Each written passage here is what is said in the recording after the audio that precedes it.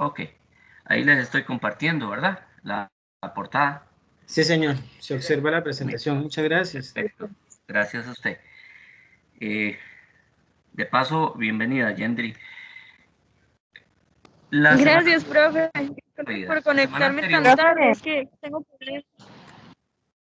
ok, la semana anterior, Profe, entonces habíamos, perdón, vieras que a mí no me parece la pantalla. ¿quién me habla? Jocelyn. Jocelyn. Los demás compañeros sí les aparece. A mí me sale una A y una Sí, B. Sí, profe. profe.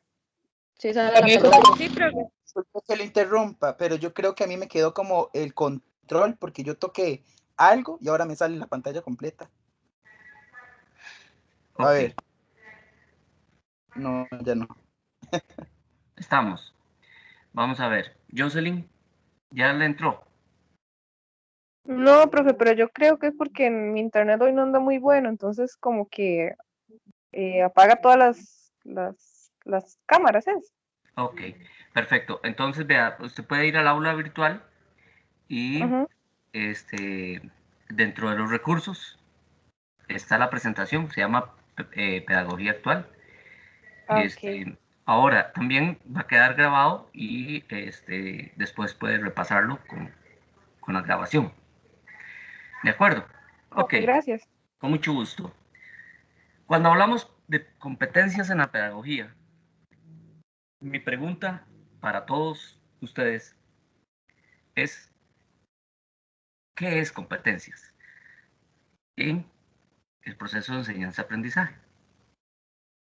¿Qué entienden ustedes por eso? Cualquiera que pueda darme la respuesta, con mucho gusto. Yo lo veo como habilidades. Habilidades, ok. Y cuando usted se refiere a habilidades, específicamente, ¿qué me está diciendo? En la eficiencia del trabajo, en el método de La, enseñanza. ok, perfecto. Entonces lo estás viendo desde la perspectiva del profesor. Sí. Ok, perfecto. Muy bien. ¿Alguien más que quiera aportar competencias en la pedagogía? Yo diría que puede ser la disposición de la persona para el desarrollo de sus capacidades. Ok, entonces ahí estás hablando del estudiante. Generalizando lo de de competente. Ujú, por supuesto, pero desde la perspectiva del estudiante. Bueno, es que usted no dijo si hacia hasta los profes o hacia los estudiantes, entonces No, suponemos que no, es estamos hacia los hablando en estudiantes. forma, por eso en la intervención anterior, especificó la compañera que era desde la perspectiva del profesor. Y según la definición que usted me da, yo interpreto que es desde la perspectiva del estudiante. Entonces, más bien no estoy afirmando, estoy consultándole o preguntándole a usted si usted lo ve desde la perspectiva del estudiante o indistintamente, sea Yo profesor o diría sea... que ¿Perdón? indistintamente, como propiamente a la persona. Ok. Competencias en la pedagogía. ¿Alguien más que me quiera regalar su... Profe, bueno, una competencia no se genera de la noche a la mañana, tiene un proceso bastante importante porque una competencia se genera a partir de formación o capacitación a lo largo del tiempo. Igual también las habilidades, pero desde el enfoque docente, imagino yo que es el proceso de desarrollar o llevar al estudiante a algún punto, ¿verdad? Al desarrollar algún tema, más que todo. Entonces es llevar de la mano al estudiante a través de un hilo conductor de un punto A a un punto B para que él comprenda algo, pero para ello se necesitan habilidades, competencias y por supuesto un desarrollo de formación para que eso pase. Ok, perfecto. Muy bien. Lo que sí tenemos que tener claro es que competencias no es sinónimo de habilidades. ¿Ok? De hecho, cuando se habla de la pedagogía en forma actual, este, inclusive cuando hablamos específicamente de las pruebas FARO, se dice que lo que se está evaluando son competencias y habilidades. Ujú. Pero entonces veamos este pequeño video que les voy a compartir para que podamos entender un poquito más el concepto de competencias.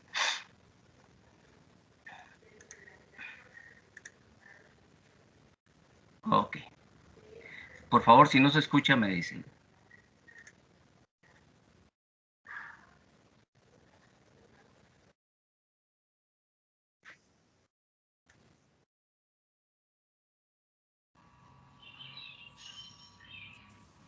Profe, no se escucha. Profe, yo creo que no se escucha. No se escucha, profe. ¿Perdón? ¿No se está escuchando? No se está escuchando, profe. No, Ok, yo perfecto. no lo logro oír. Vamos entonces de nuevo a iniciar y vamos a parar aquí de compartir un momentito. Ok, nos está incluyendo el sonido. Ahora sí lo estoy incluyendo. Ok. Vamos a ver.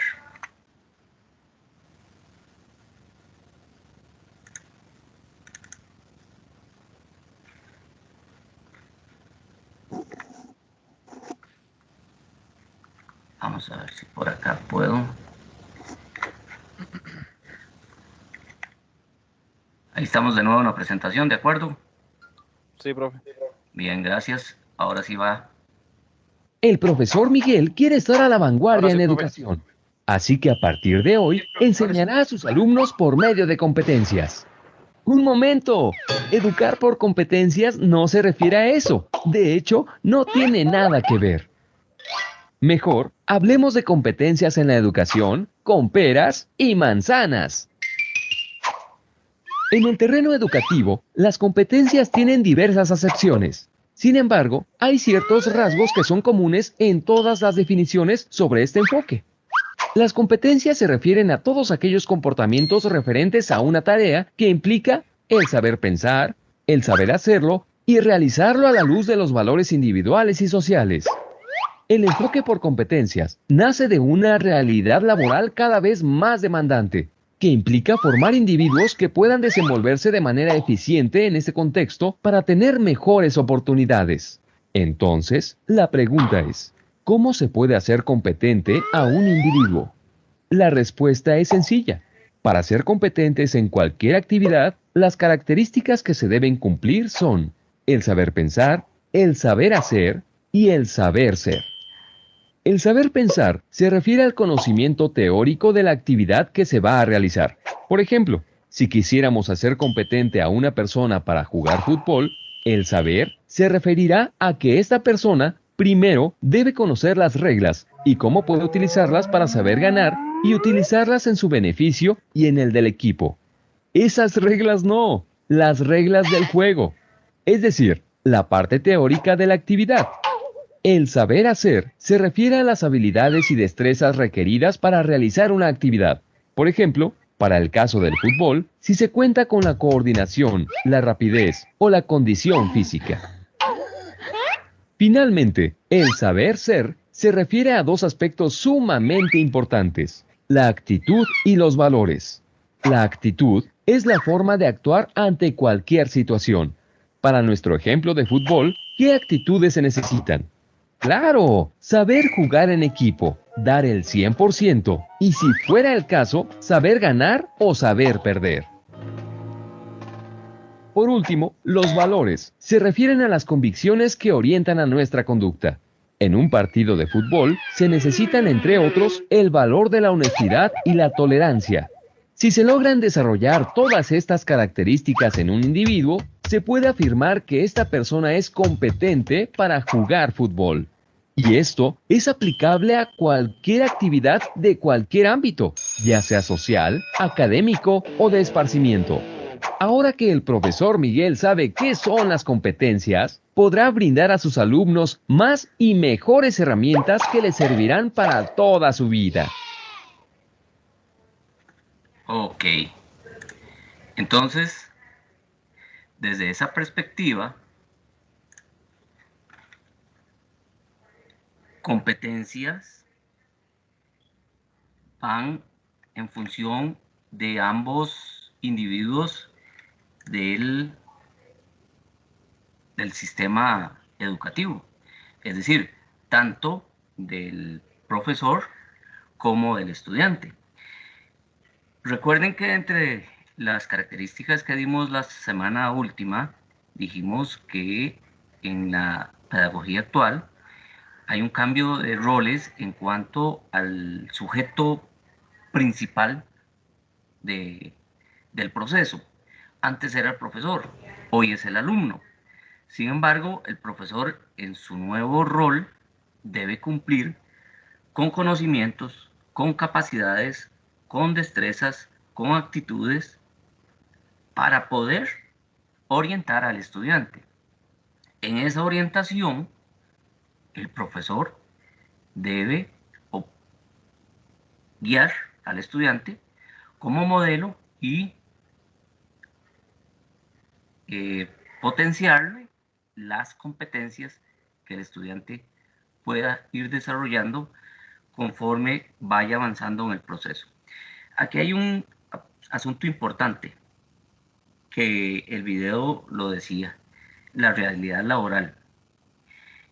Y ojo que esto no obedece única y exclusivamente a la situación actual de la pandemia, sino que obedece a un trasfondo socioeconómico y político globalizado, que fue otro concepto que vimos la última vez. Entonces, la pedagogía hacia competencias obedece a una realidad laboral. Tenemos que preparar a nuestros estudiantes para que el día que se acerque su intromisión al mercado laboral, tenga las competencias y habilidades necesarias para poder cumplir con el trabajo que se le ofrezca. Ahí ya no va a ser el trabajo que desee, va a ser el trabajo al cual pueda acceder. Entonces, se es competente en el tanto se cumpla con esos 3 estándares de saber pensar, que no es más que saber qué. El saber hacer, que es la capacidad que se tenga para poder eventualmente desempeñarse, y el saber ser, que es cómo tiene que eventualmente relacionarse en la labor o en la función que esté desempeñando. Por eso el ejemplo que nos daba ahí del futbolista es aplicable a cualquier ámbito laboral y académico y social. Son 3 elementos fundamentales que van a potenciar las Además, competencias de los... ¿Sí? Dígame. buenas tardes. Soy yo, Hola. Sidney, profe, perdón que no había entrado, pero es que hasta ahorita me llegó el internet. No se preocupe. Bienvenida. Gracias. Ok, entonces, pura vida. Entonces les decía que desde esta perspectiva, todo esto lo que hace es fortalecer las competencias. Pero en este sistema educativo moderno, el educador pone en práctica esas destrezas, esos conocimientos, esas capacidades, les reitero, con el fin de que el estudiante las adquiera. ¿Para qué? Para evaluar posteriormente la capacidad que el estudiante pueda tener o no tener, haber desarrollado o no desarrollado para cumplir con determinada función. ¿Ok? Entonces, aquí es importante valorar que ya no le damos mayor valor a la nota que pueda tener una persona. Lo que vamos a darle valor es a la capacidad que tenga esa persona para desempeñar determinada función. Les reitero, la proliferación que han tenido los colegios técnicos en Costa Rica no obedece a que simple y sencillamente es una mejor forma de educación, no. Obedece al que el modelo de competencias exige preparar técnicamente, hacer competente a las personas Vuelvo a decirles, para una realidad laboral a la cual van a tener acceso posteriormente. Esta forma de enseñar desarrolla, dijimos, habilidades, conocimientos, destrezas y otras cosas. En ella, definitivamente, las tecnologías de información y comunicación llegan a tener un impacto total. Se involucran definitivamente dentro del proceso y obliga necesariamente al profesor a tener que capacitarse en esas áreas. Yo les invito en este momento, piensen en sus profesores de colegio o de la escuela. Ubíquense en ese contexto. ¿Qué hubiese pasado si lo que sucedió hace un año hubiese pasado cuando usted estaba en tercer año del colegio? ¿Creen ustedes que el sistema educativo costarricense, o específicamente el colegio en donde usted estaba, hubiese podido llevar a cabo un proceso como el que se llevó el año pasado, con el manejo de la tecnología y con las clases de forma virtual? Cuéntenme. Lauren, por ejemplo, ¿qué hubiese pasado si usted en tercer año del colegio hubiese vivido una situación como la del año pasado o como la actual? ¿Hubiese estado en capacidad su colegio o el sistema educativo costarricense para poder enfrentar la situación? Creo que, bueno, en mi caso, yo estaba en el Liceo Heredia, no creo que hubiera tenido la capacidad de seguir, sino, y como lo han seguido hasta ahora, que serían clases así virtuales, entre comillas, pero en realidad casi no están dando clases virtuales, están dando nada más como las guías y que muchos de los estudiantes prácticamente aprendan solos. Pero entonces, en su caso, ¿en qué año estaba usted? ¿En noveno año? ¿En 2000 qué? Profe, me preguntó a mí. 2000, Sí, no importa, está bien. 2016, Ah, no es por eso. por ahí. Ok, Sino perdón. no escuché, se me Ok, cortó, yo me quedé, ¿qué? no se preocupe. Perdón, ¿en qué año estaba usted en tercer año? ¿Cuál año era? La última persona que nos aportó su experiencia en el Liceo Heredia. 2017, profe, más o menos. Ok, si estamos hablando del 2017, apenas estamos hablando de 4 años. Y yo les aseguro que la mayoría de ustedes hubiese tenido una situación similar. Es decir, probablemente nuestro sistema educativo hubiese colapsado. No teníamos las herramientas ni la tecnología que hoy tiene. Entonces, el profesor, vuelvo a decirles, piensen en ese profesor. Piensen en uno específico. ¿Usted cree que ese profesor hubiese tenido la capacidad, teniendo hoy las herramientas, de adecuarse? ¿O lo hubiese costado? ¿Cómo se hubiese preparado?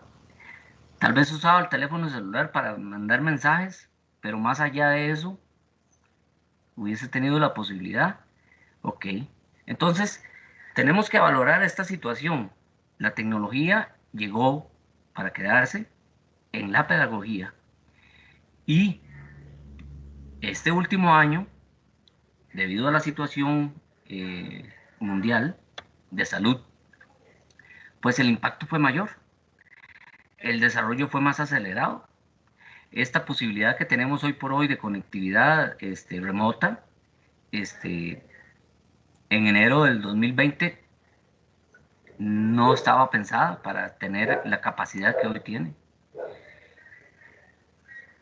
Pero entonces hay beneficios de las tecnologías de la información y la comunicación, eso es definitivo.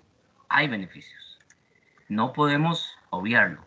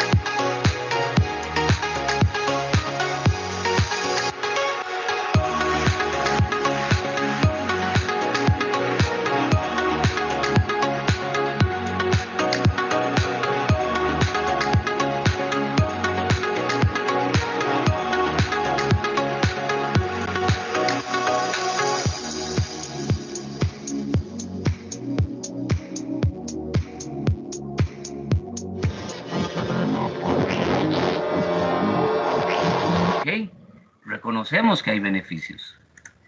Sin embargo,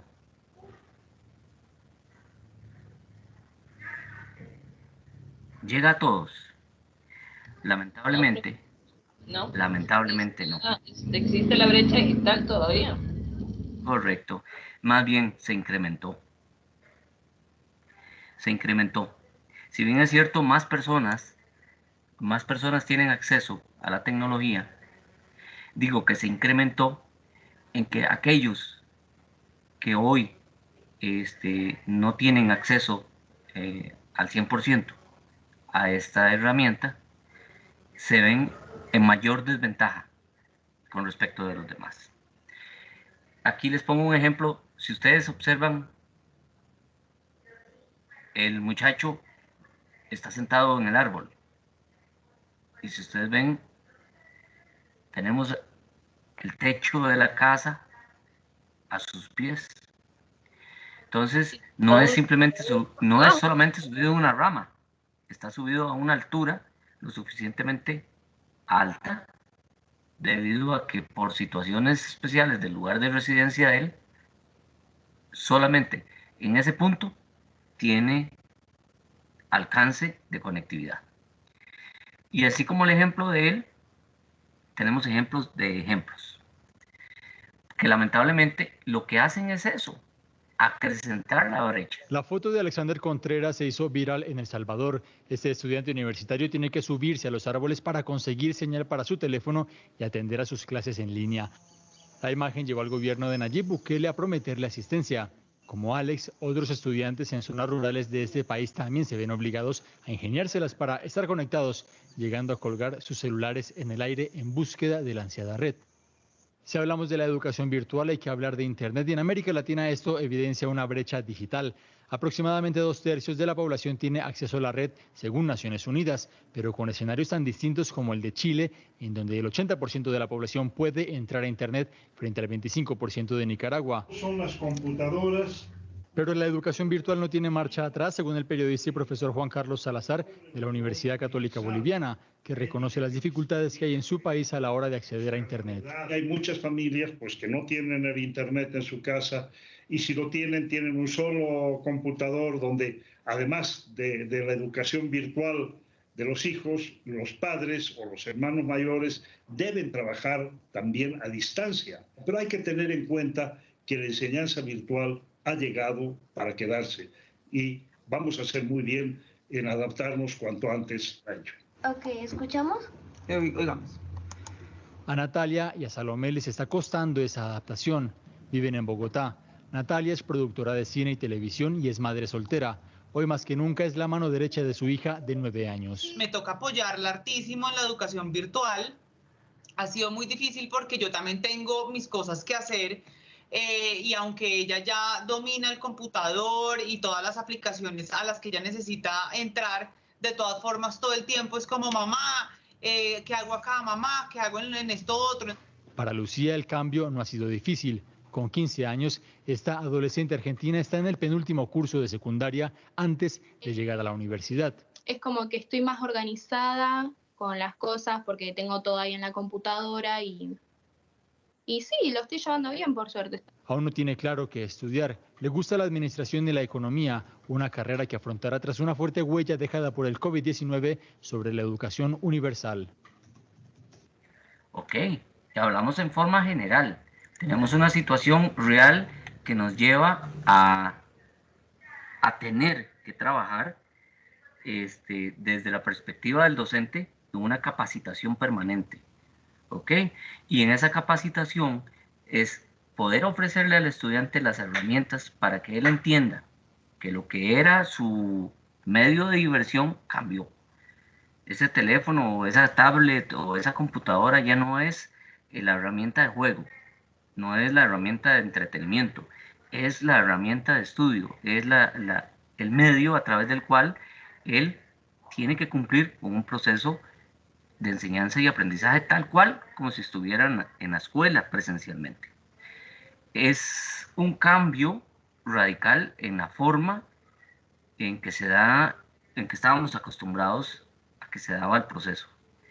Pero lamentablemente, como vimos en el video y como es nuestra realidad y conocemos de personas en nuestro país, porque el ejemplo que pusimos ahí es de Latinoamérica, pero nosotros no nos escapamos de esa realidad. Tenemos casos no necesariamente de zonas fuera del gran área metropolitana. Aquí, en el pleno centro de nuestra capital, encontramos situaciones en donde tanto el acceso a los dispositivos como el acceso mismo al Internet es limitado. Si bien es cierto, tenemos que reconocer que nuestro gobierno hace grandes esfuerzos a través del Ministerio de Educación Pública, a través de la misma Fundación Omar Dengo y de los mismos maestros y padres de familia, el esfuerzo no alcanza. Estamos todavía en un proceso que tiene que llevarnos a lograr la mayor cantidad posible de disminución de esa brecha, que lamentablemente, como les dije, existe. La pedagogía en competencias, entonces, en el contexto de nuestra situación, cambia la finalidad de la educación. Busca no solo enseñar, sino que lo que se aprenda sea útil, ¿verdad? Busca que los jóvenes, los estudiantes sepan cómo resolver los problemas y tengan un análisis crítico de por qué está resolviendo ese problema. Obviamente, el conocimiento se produce con la interacción, como les dije la semana anterior, ya no es simplemente una enseñanza en un solo sentido, sino que existe todo una retroalimentación. Tanto el profesor provee conocimiento como el estudiante en sí mismo también lo provee. Lo importante en este caso es que no perdamos la idea de que el sujeto, en este caso el estudiante, es un ser integral. Consecuentemente, tenemos que velar por sus parte intelectual, por sus destrezas individuales, por sus capacidades.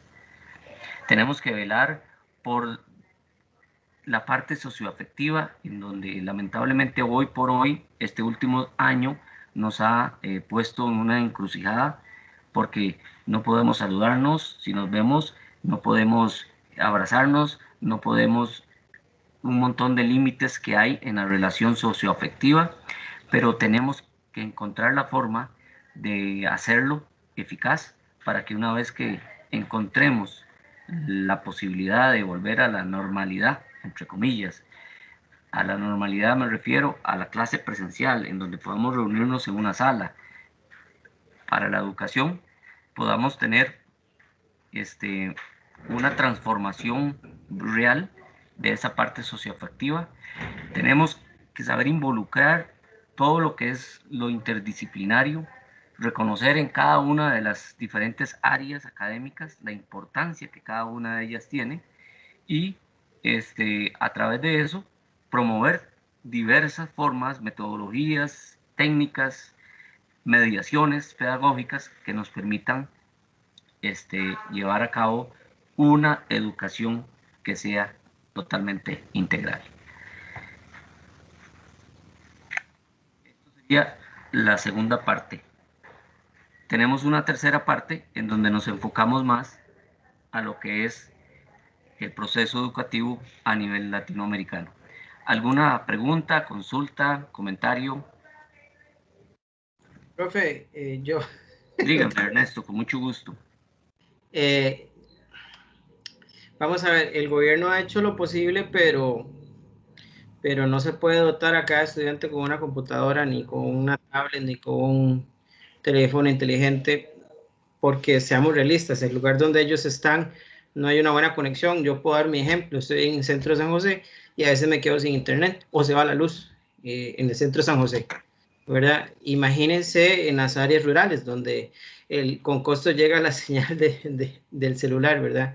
Entonces es muy difícil. Hablamos de una brecha digital y de acceso a la información, que son dos detalles, y tras de eso no tenemos una clara política de, por así decirlo, alfabetización digital, el uso y aprovechamiento de las tecnologías para que ellos lo puedan aplicar, ¿verdad? Que es la parte útil o la utilidad que tendría desde el enfoque educativo, el que ellos puedan accesar a la información, accesar a los recursos, pero que lo usen bien, ¿verdad?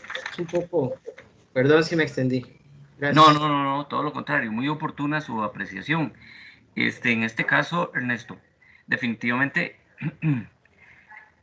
sabemos que hay políticas que obstaculizan en muchos casos algunas situaciones, políticas e intereses, ¿verdad? Económicos. Pero eso es una realidad social en la cual vivimos y de la cual no nos escapamos con respecto de, yo creo que de todo el mundo, ¿verdad? Yo cuando enfatizo en que el gobierno sí ha hecho y nosotros seríamos muy injustos si no reconocemos que sí existe por lo menos una política y de hecho se puede ver, se puede palpar.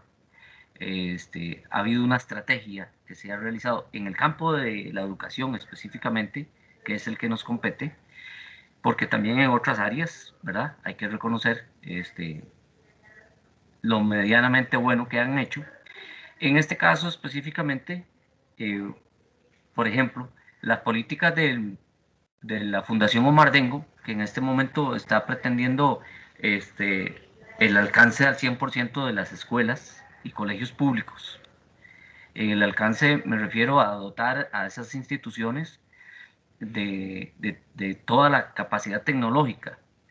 Es imposible llegarle a cada uno de los estudiantes, pero por lo menos de forma general se está haciendo el esfuerzo. Lo ideal sería poder dotar a cada estudiante de una computadora, pero eso es, en nuestra realidad es inalcanzable. Tenemos que reconocer también que como usted lo dice, falta esa alfabetización digital, pero es parte del proceso. Recuerde que tenemos 12 meses y en estos 12 meses hemos tenido por lo menos una respuesta medianamente, considero yo, ¿verdad? Es muy subjetivo, es mi apreciación, pero medianamente apropiada. Habrán situaciones particulares, es obvio, porque hay profesores de profesores, así como hay alumnos de alumnos y padres de familias, ¿verdad? Hay quienes que se involucran, hay quienes no se involucran, hay quienes les vale, hay quienes más bien se esfuerzan por dar más, pero es una realidad. Y yo considero que aquí lo valioso es rescatar lo que es positivo, ¿verdad? Y que se puede mejorar, claro que se tiene que mejorar, ¿verdad? Pero sí, realmente hay un modelo pedagógico que obedece a una política, como les decía originalmente, y las competencias, en este caso, van en ese sentido. Tenemos que tener gente preparada para el mercado laboral, al cual va a requerir de la mano especializada para poder trabajar en esos diferentes medios o modelos de trabajo que se nos van a ofrecer, o que se les van a ofrecer más bien a ustedes, o a otros que vienen atrás de ustedes. ¿Ok? ¿Alguien más que quisiera darnos algún aporte? ¿O algún comentario o alguna pregunta? No, yo tengo un comentario. Sí, Bueno, claro. aquí, por ejemplo, tengo un vecino que es de recursos limitados. Y, por ejemplo, a mí me ha venido a pedir wifi a veces porque no tiene internet, no tiene cómo. Y a veces tiene que tiene que caminar como 10 kilómetros solo como para ir a recoger los papeles esos de que le dan en el colegio, que están ahora haciendo.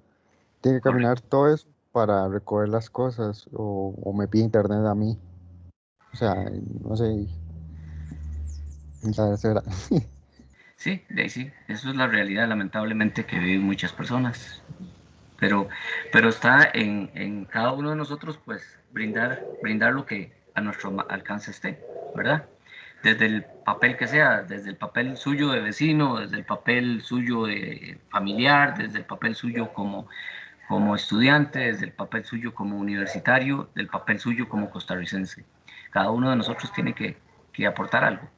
Que gana conciencia, y ahí entramos en otra parte que ya vivimos y analizamos en otro momento, que es la parte ética, ¿verdad? Y ahí es donde entra lo último que vimos de la presentación, el individuo integralmente, socioafectivo, en donde usted no es responsable del vecino, pero sí tiene que, por lo menos, en la medida de sus posibilidades, colaborar cuando sí se pueda, ¿verdad? Muy bien, gracias. No sé, sí, dígame. Yo creo Lauren. que si a mí me hubiera pasado esto en el momento que yo hubiera estado en el colegio, seguramente yo me hubiera vuelto loca. De verdad. Porque, digamos, volviendo a lo mismo, si hubiera estado noveno, tal vez en el 2009, a estas alturas, seguramente yo estuviera colapsada. O sea, no es, en ese momento sí existía lo que era la tecnología, pero no tan como estamos ahorita, ¿me entiendes? Quizás en ese momento se me hubiera complicado mucho más el accesar a una plataforma como esta, o como Zoom, o como Meet, como cualquiera, que seguramente no existían. ¿Sí? O sea, ni siquiera existían, como dice usted, en ese momento. No se sabe cómo se hubiera hecho. Y ahora, Lauren, póngase en el papel del profesor. Exactamente, o sea, en aquellos momentos, si acaso uno tenía un celular ahí con teclitas de los chiquitos de antes. Un Nokia. Ajá, exactamente. Sí, yo supongo, profe. Correcto. Ahora imagínense que hubiese pasado en mi tiempo, donde ni siquiera usábamos calculadora,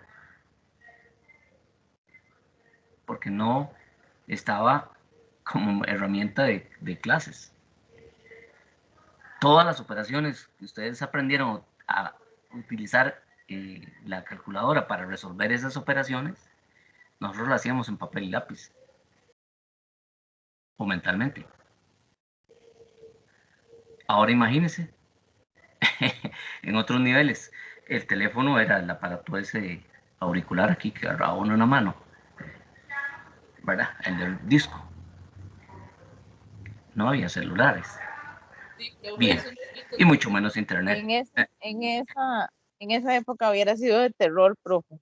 Por supuesto, algo así. Bueno, lo importante es que en el contexto actual tenemos la oportunidad de salir adelante y tenemos la oportunidad de apoyar para que otras personas también salgan adelante. Entonces, yo creo que esa es la moraleja de la presentación, ¿verdad? Esa parte integral, en donde nosotros no estamos aislados, somos parte de un todo, y como parte de ese todo estamos y debemos cumplir con una serie de deberes éticos y sociales que trascienden más allá de lo que nosotros creemos a veces. ¿Ok? Muy bien. ¿Alguien más quisiera darnos algún comentario? Si no, para concluir esta parte.